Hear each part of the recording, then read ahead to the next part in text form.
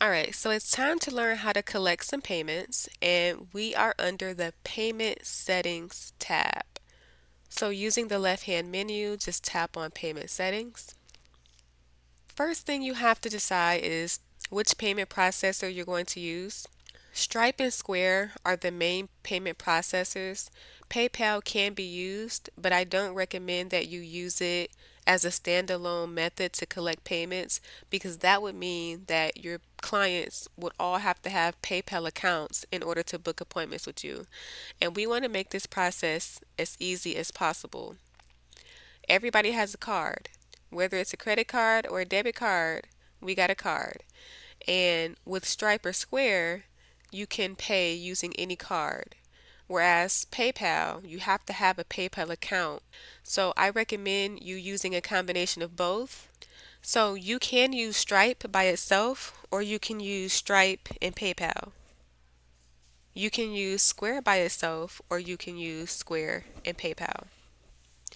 You can use PayPal by itself, it's just not recommended. And if you have an existing Stripe or Square account, just sign into it and you'll be able to collect payments. I do have both a Stripe and a Square account, but I do prefer Square because the payouts are faster. Payouts are next day. All right, so by default, using the same method for all appointment types is selected. This basically means that for all of your appointments, you're going to select one of these options, and that is to collect deposits or full payment, to collect the card details but not actually charge the card, or allow them to book without securing any payment information. I do not recommend this at all. The whole point of online scheduling is also to be able to do online payments. So definitely do one of the top two. I recommend to collect the deposits or full payment. I understand, collecting card details. You know what? No, I don't understand it. I don't understand it at all. So, let's collect the deposit or the full payment. So if we choose this option, we're going to see a drop down menu over here to the right, and it's asking us to specify. Do we want to do the full payment?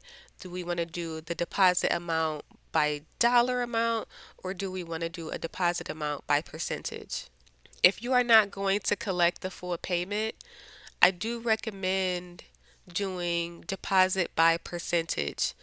When you do deposit by percentage, it's going to save you time by not having you tap into each appointment and specify a deposit amount for each appointment unless that is something that's going to benefit you. So you could just find a percentage that will work well for you, like 25%, for example. So let me grab my percentage calculator. So 25%. So if our service is $200 and the deposit is 25%, then that means they have to pay $50 to book. All right. And so if the service is $120 and we're still using that 25% rule, then the deposit is $30.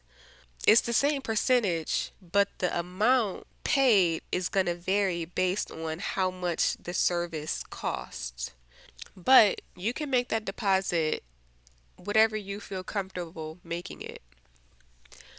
For my example, I am going to put 25%, and I'm going to turn on the feature that clients can pay in full if they want. So make the deposits mandatory and then turn on the pay in advance feature. You may get a lot of people who just, you know what, let me go ahead and get this appointment paid and out the way.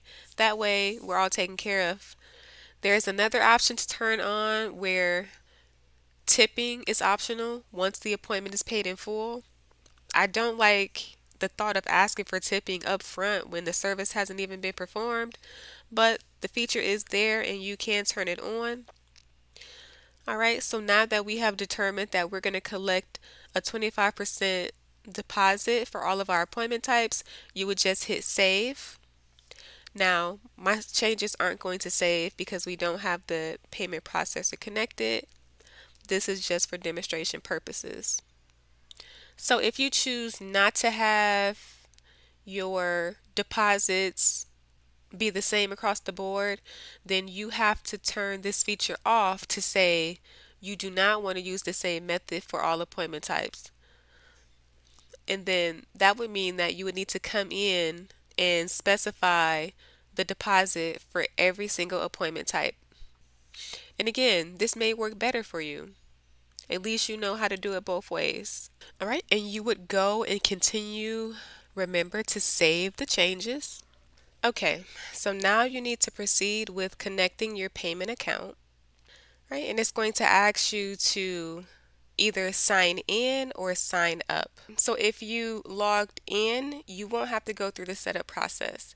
But if you are creating a new account, you need to go ahead and enter your business name, right? And you would need to continue with answering the questionnaire. So you would go ahead and categorize the type of business you have. This is an integration between Square and Acuity, and it's letting you know that these things need to be allowed in order for the integration to work properly. So you click allow.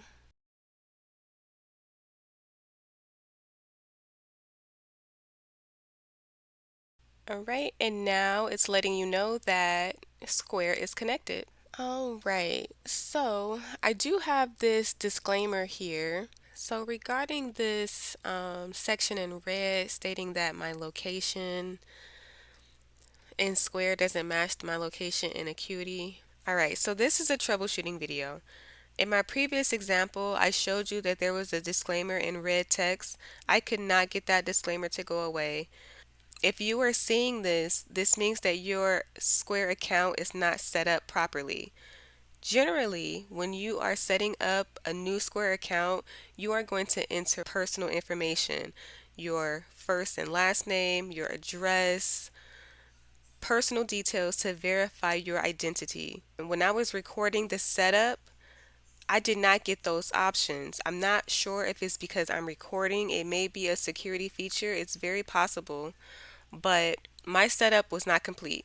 But the solution to this is to just go into Square and start the verification process. So your username and password that you selected for your Square account, you're just going to go to square.com. You're going to log in, and this is going to be the first thing you see. It's going to say start. And when you click on start, it's going to take you through the setup.